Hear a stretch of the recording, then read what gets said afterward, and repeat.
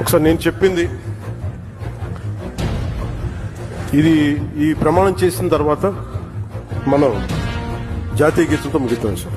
ఆంధ్రప్రదేశ్ ప్రభుత్వం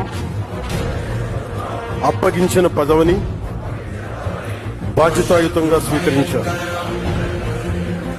రాష్ట్ర సర్వతోముఖ అభివృద్ధి, ప్రజా సంక్షేమం లక్ష్యంగా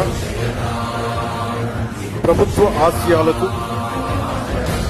అనుగుణంగా పనిచేస్తాను. ప్రజలకి జవాబుదారీగా ఉంటూ వికసిత్ ఆంధ్రప్రదేశ్ సాకారానికి, వికసిత్ భారత్ లక్ష్యానికి కృషి చేస్తానని దైవ సాక్షిగా ప్రమాణం చేస్తున్నాను.